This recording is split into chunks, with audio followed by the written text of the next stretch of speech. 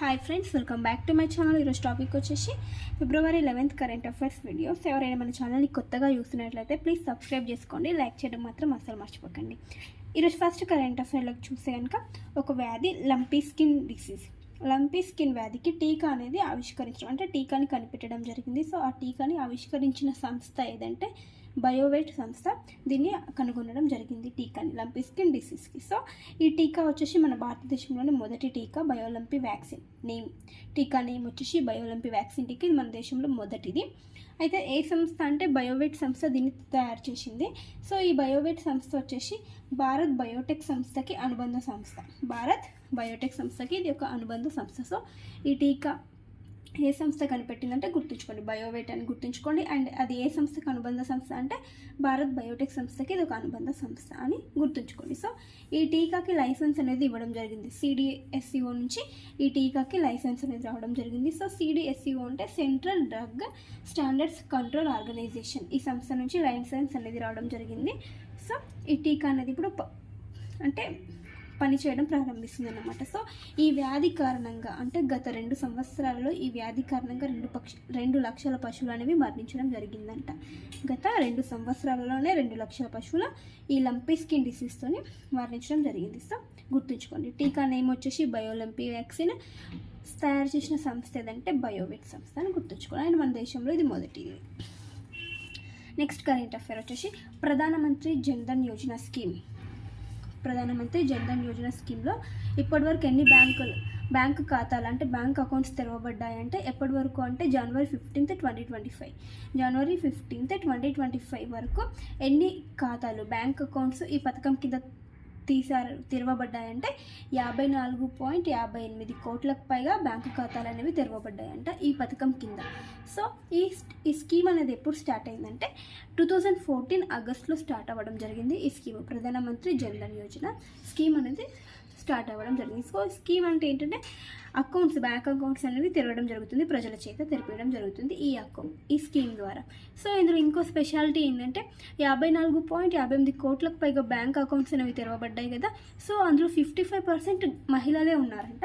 55.7% మహిళలు ఈ bank accounts తెరిచిన దాంట్లో 55 అంటే సగానికి సగం మంది మహిళలు ఉన్నారంటే ఈ అకౌంట్స్ తెరిచిన వాళ్ళు. సో గుర్తుంచుకోండి, ప్రధానమంత్రి జన్ధన్ యోజన ఈ ఇయర్లో 2025 January 15th వరకు ఎన్ని అకౌంట్స్ అనేవి బ్యాంకు ఖాతాలన్నీ తెరవబడ్డాయి ఈ స్కీమ్ కింద గుర్తుంచుకోండి. నెక్స్ట్ కరెంట్ అఫైర్ వచ్చేసి చట్ట వ్యతిరేక వలసలను ముగిస్తాం అని ఇంకొక దేశం ఉంది న్యూస్లో. అదేంటంటే బ్రిటన్. ఆల్రెడీ ఇంతకుముందు అమెరికా కూడా అక్రమ వలసదారులను పంపించడం జరుగుతుంది కదా వాళ్ళ దేశం నుండి. సో ఇదే పంతాలో ఇప్పుడు బ్రిటన్ కూడా చేరింది. సో బ్రిటన్ కూడా వారి దేశానికి అక్రమంగా ఎవరైనా వస్తారు కదా వలసదారులు, వారిని కూడా అక్రమంగా ఎవరైతే వాళ్ళ దేశంలోకి చొరబడ్డారో వారిని కూడా ముగిస్తా అంటే వాళ్ళని కూడా పంపించే ప్రయత్నాలు అనేవి బ్రిటన్ ప్రభుత్వం చేస్తుంది. సో అక్కడ ప్రధాని ఎవరు ప్రెసిడెంట్ అంటే కీర్ స్టార్మర్. ప్రధాని ఎవరు? Keir Starmer. సో ఈయన లేబర్ పార్టీకి చెందిన వ్యక్తి. పార్టీ వచ్చేసి లేబర్ పార్టీ. సో ఇప్పుడు బ్రిటన్ కూడా అదే పంతాలో నడుస్తుందన్నమాట. వారు కూడా వారి దేశంలో అక్రమంగా ఎవరైతే వస్తారో వారిని వెనక్కి పంపిస్తామనేది బ్రిటన్ యొక్క ప్రధానమంత్రి తెలపడం జరిగింది. అండ్ అక్కడ అక్రమంగా అంటే ఇల్లీగల్గా ఎవరైతే వర్క్ చేస్తారో అక్కడ 600 మందిని అరెస్ట్ కూడా చేయడం జరిగిందంట వాళ్ళ దేశంలో. నెక్స్ట్ కరెంట్ అఫైర్ వచ్చేసి మహా ట్రాఫిక్.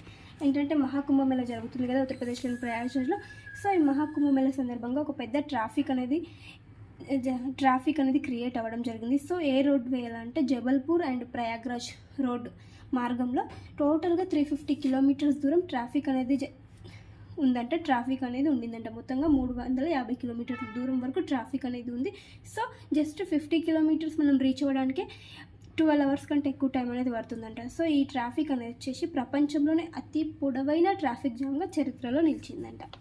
ప్రపంచంలోనే అతి పొడవైన ట్రాఫిక్ జామ్గా నిలిచింది మహాకుంభమేళకి సంబంధించిన ట్రాఫిక్. సో ఏ రోడ్డు వేలో అంటే జబల్పూర్ నుంచి ప్రయాగ్రాజ్ మార్గంలో ఈ రోడ్ వేలో టోటల్గా 350 కిలోమీటర్స్ ట్రాఫిక్ అనేది జామ్ అవ్వడం జరిగిందంట. సో ఇది ప్రపంచంలోనే అతి పొడవైన ట్రాఫిక్ జామ్గా చరిత్రలో నిలిచింది.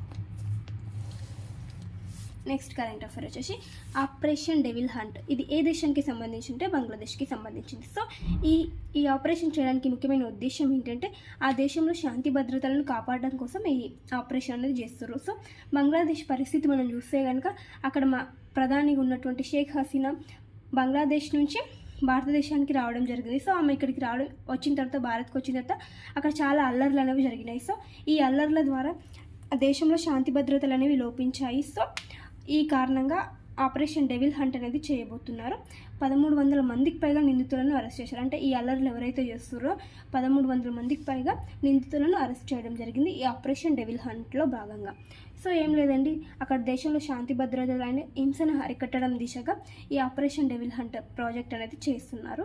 అండ్ ఇంకొకటి ఏంటంటే, ఆ దేశంలో అల్లర్లలో భాగంగా ఒక స్మారక మ్యూజియం అనేది కూల్చివేయడం కూడా జరిగింది. కూల్చివేశారు అల్లర్లలో. భగబంధు స్మారక మ్యూజియం అనేది కూడా కూల్చివేయడం జరిగింది. సో ఇవన్నింటినీ కట్టడి చేయాలనేసి అక్కడ ఉన్నటువంటి తాత్కాలిక ప్రభుత్వం, యూనెస్ ఉన్నారు కదా, మహమ్మద్ యూనెస్ తాత్కాలిక ప్రభుత్వం ఈ ఆపరేషన్ డెవిల్ హంట్ అనేది చేస్తుంది. సో గుర్తుంచుకోండి, ఆపరేషన్ డెవిల్ హంట్ ఏ దేశానికి సంబంధించిందంటే బంగ్లాదేశ్కి సంబంధించింది. నెక్స్ట్ కరెంట్ అఫైర్ వచ్చేసి, ఈనామ్కి 10 కొత్త వస్తువులను చేర్చడం జరిగింది భారత ప్రభుత్వం. సో ఏంటంటే ఈనామ్ అంటే ఏంటంటే ఒక ఆన్లైన్ ప్లాట్ఫామ్ అన్నమాట, మార్కెటింగ్ ప్లాట్ఫామ్. అంటే వ్యవసాయదారులు ఉంటారు, రైతులు ఉంటారు కదా, వాళ్ళ యొక్క ప్రోడక్ట్స్ని ఈ మార్కెటింగ్ ఆన్లైన్ ద్వారా అమ్ముకోవడం జరుగుతుంది. ఆన్లైన్ మార్కెటింగ్ ప్లాట్ఫామ్ అన్నమాట. సో ఈనామ్ అంటే electronic national agriculture market. So ఒక ఆన్లైన్ మార్కెటింగ్ ప్లాట్ఫామ్. ఇందులో రైతులు వారి యొక్క ప్రోడక్ట్స్ని అమ్ముకుంటారు, వ్యాపారులు కూడా ఇందులో ఉంటారు. సో ఈ ఈనామ్ అనేది ఎప్పుడు స్టార్ట్ అయిందంటే 2016 ఏప్రిల్ 14న ఇది స్టార్ట్ అయింది. అండ్ 2024 నాటికి ఎంతమంది రైతులు ఈ ఈనాంలో ఉన్నారంటే, రిజిస్ట్రేషన్ చేసుకున్న రైతులు ఎంతమంది ఉన్నారంటే 1.75 crores రైతులు ఈ ఈనామ్ ప్లాట్ఫామ్లో చేరి ఉన్నారు, అంటే రిజిస్ట్రేషన్ చేసుకొని ఉన్నారు. సో ఇప్పుడు ఏంటంటే ఈనామ్ ప్లాట్ఫామ్కి 10 కొత్త వ్యవసాయ ఉత్పత్తులను చేర్చడం జరిగింది. 10 కొత్త వ్యవసాయ ఉత్పత్తులను చేర్చారు. సో ఈ చేర్చిన ఉత్పత్తులతో కలిపి టోటల్గా ఇప్పుడు ఎన్ని ఉన్నాయంటే ఈనామ్ అనే ఆన్లైన్ ప్లాట్ఫామ్లో ఎన్ని వస్తువులు ఉన్నాయంటే 231 పెరిగింది. అంటే ఈ 10 యాడ్ చేసిన తర్వాత 231 వస్తువులు దీంట్లో ఉన్నాయి, ఈనామ్ ప్లాట్ఫామ్లో ఉన్నాయి. సో గుర్తుంచుకోండి, అవేంటి అంటే కొత్తగా 10 యాడ్ చేశారని చెప్పాను కదా. సో అవేంటంటే ఎండిన తులసి ఆకులు, శనగపిండి, గోధుమ పిండి, హింగ్, ఎండిన మెంతాకులు, వాటర్ చెస్ట్నట్ ఫ్లోర్ అంట, and baby corn, water chestnut, ఇది ఒక డ్రై నట్ లాంటిదంట, water chestnut. Next dragon fruit. వీటిని ఇప్పుడు రీసెంట్గా కొత్త వస్తువులను చేర్చడం జరిగింది ఈనాంలోకి. సో గుర్తుంచుకోండి, ఇది ఎప్పుడు స్టార్ట్ అయింది ఈనామ్ అంటే 2016 ఏప్రిల్ 14న ఇది స్టార్ట్ అవ్వడం జరిగింది ఈనామ్. నెక్స్ట్ కరెంట్ అఫైర్ వచ్చేసి, HSN code for GI tagged rice. GI tag పొందిన రైస్ ఏవైతే ఉంటాయి కదా, సో వాటికి హెచ్ఎస్ఎన్ కోడ్ అనేది ఇవ్వడం జరుగుతుంది. ఎందుకంటే జిఐ ట్యాగ్ పొందిన బియ్యానికి ఎగుమతి చేసే ప్రక్రియలో ఈ కోడ్ అనేది ఇవ్వడం జరుగుతుంది ఆ పర్టికులర్ బియ్యానికి. అంటే ఇంకా ప్రత్యేకంగా ఈ హార్మోనైజ్డ్ సిస్టమ్ ఆఫ్ నోమెన్క్లేచర్ కోడ్ అనేది ఈ బియ్యానికి ఇవ్వడం జరుగుతుంది ఎగుమతుల కొరకు. అవేంటంటే హార్మోనైడ్ సిస్టమ్ ఆఫ్ నోమెన్క్లేచర్ అంటే హెచ్ఎస్ఎన్ అంటే దీని యొక్క ఫుల్ ఫామ్. ఎర్ర బియ్యం, నల్ల బియ్యం, కలనామక్ బియ్యం లాంటి ప్రత్యేక రకమైన జిఐ ట్యాగ్ పొందిన రైస్ అనేవి ఉంటాయి కదా, వాటి యొక్క ఎగుమతి ప్రక్రియ కొరకు ఈ హెచ్ఎస్ఎన్ కోడ్ అనేది ఇవ్వడం జరుగుతుంది. హెచ్ఎస్ఎన్ కోడ్ అంటే ఒక 6 digits కోడ్ అన్నమాట, ఈ బియ్యానికి ఇవ్వడం జరుగుతుంది ఎగుమతి ప్రక్రియ కొరకు. ఇంకా క్రమబద్ధీకరించడం కోసం, ఎగుమతులలో బియ్యం యొక్కని ఇంకా క్రమబద్ధీకరించడం కోసం ఈ హెచ్ఎస్ఎన్ కోడ్ అనేది ఇవ్వడం జరుగుతుంది బియ్యానికి. నెక్స్ట్ కరెంట్ అఫైర్ వచ్చేసి, వింగ్డ్ రైడర్ సైనిక విన్యాసం. ఇది భారతదేశంలో జరుగుతుంది.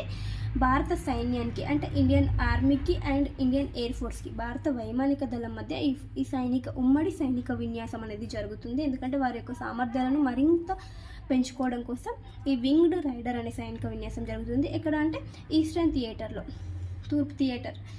థియేటర్లో ఈ వింగ్డ్ రైడర్ సైనిక విన్యాసం అనేది జరుగుతుంది. ఈస్టర్న్ థియేటర్ అంటే పర్టికులర్ ఇక్కడ థియేటర్ అంటే అది ఒక జియోగ్రఫికల్ ప్లేస్ అన్నమాట. ఐదర్ ల్యాండ్ మీదైనా కావచ్చు, వాటర్ మీద కావచ్చు, ఏదైనా కావచ్చు. So geographical location particular. So తూర్పు థియేటర్లో ఈ సైనిక విన్యాసం అనేది జరుగుతుంది. ఎవరెవరికి మధ్య అంటే భారత సైన్యానికి అంటే ఇండియన్ ఆర్మీకి మరియు ఇండియన్ ఎయిర్ ఫోర్స్కి మధ్యలో ఈ వింగ్డ్ రైడర్ ఉమ్మడి సైనిక విన్యాసం అనేది జరుగుతుంది. నెక్స్ట్ వచ్చేసి ఇంకో current affair, Hindustan jet trainer 36. Hindustan jet trainer 36 ఇది ఒక జెట్ శిక్షణ విమానం అన్నమాట. సో ఏ సంస్థకి సంబంధించిందంటే హిందుస్థాన్ ఏరోనాటిక్స్ లిమిటెడ్కి సంబంధించిన జెట్ శిక్షణ విమానం. సో ఈ విమానానికి యశాస్గా అనేది పేరు మార్చడం జరిగింది. హిందుస్థాన్ జెట్ ట్రైనర్ 36 యొక్క నేమ్ని చేంజ్ చేశారు. అదేంటంటే యశాస్. ఏరో ఇండియా షో 2025 ఏరో ఇండియా షో బెంగళూరులో జరుగుతుంది కదా. సో ఆ ప్రదర్శనలో దీని యొక్క నేమ్ అనేది చేంజ్ చేయడం జరిగింది, యశాస్గా మార్చారు. దాని ముందు నేమ్ ఏంటి, హిందుస్థాన్ జెట్ ట్రైనర్ 36. ఏ సంస్థకు సంబంధించినది, హిందుస్థాన్ ఏరోనాటిక్స్ లిమిటెడ్కి సంబంధించినటువంటి ఒక జెట్ శిక్షణ విమానాన్ని యొక్క పేరును యశాస్గా మార్చారు. సో గుర్తుంచుకోండి ఏరో ఇండియా 2025 షోలో. నెక్స్ట్ కరెంట్ అఫేర్ వచ్చేసి యాంటీ స్మగ్లింగ్ డే 2025. ఇది ఏ రోజున జరుపుకుంటారంటే February 11న జరుపుకుంటారు. సో ఏ సంస్థల ఆధ్వర్యంలో ఈ దినోత్సవాన్ని జరుపుతారంటే ఫిక్కీకి సంబంధించిన ఒక కమిటీ CASC-ADE కమిటీ ఈ యాంటీ స్మగ్లింగ్ డే అక్రమ రవాణా దినోత్సవాన్ని జరుపుతుంది. సో ఫిక్కీ అంటే federation of Indian chamber of commerce and industry ఈ దినోత్సవాన్ని జరుపుతుంది, యాంటీ స్మగ్లింగ్ డే దినోత్సవాన్ని జరుపుతుంది. సో అక్రమ రవాణా అయితే ఏదైతే జరుగుతుంది కదా దేశాల మధ్యలో, దానికి వ్యతిరేకంగా ఈ కమిటీ అనేది పోరాడుతుంది. నెక్స్ట్ కరెంట్ అఫేర్ వచ్చేసి అంతర్జాతీయ మూర్ఛ దినోత్సవం. International epilepsy day. సో ఇది 2025 అంటే ఎవ్రీ ఇయర్ ఎప్పుడు జరుపుకుంటారంటే February 2 సోమవారం అంట, రెండవ సోమవారం. February 2 రెండవ సోమవారం ఈ రోజున జరుపుకుంటారు, మూర్ఛ దినోత్సవాన్ని జరుపుకుంటారు. అంతర్జాతీయ మూర్ఛ దినోత్సవాన్ని ఎవ్రీ ఇయర్ February 2వ సోమవారం జరుపుకుంటారు. సో ఈ ఇయర్కి ఇది ఎప్పుడు స్టార్ట్ అయిందంటే 2015 నుంచి ఈ దినోత్సవాన్ని చేస్తున్నారంట, అంటే ప్రారంభించారు. ఏ ఇయర్ అంటే 2015 అని గుర్తుంచుకోండి. సో ఈ ఇయర్కి థీమ్ వచ్చేసి మై ఎపిలెప్సీ జర్నీ. 2025 ఇయర్కి థీమ్ ఏంటి, మై ఎపిలెప్సీ జర్నీ. ఈ అంతర్జాతీయ మూర్ఛ దినోత్సవం యొక్క థీమ్ అనమాట ఈ ఇయర్కి సంబంధించి. సో ఇవన్నీ ఫ్రెండ్స్ ఇవన్నీ ఇంపార్టెంట్ కరెంట్ అఫైర్స్. వీడియో నచ్చితే ప్లీజ్ లైక్ చేయండి, షేర్ చేయండి, అలాగే సబ్స్క్రైబ్ చేసుకోవడం మాత్రం మర్చిపోకండి. Thank you for watching. By by.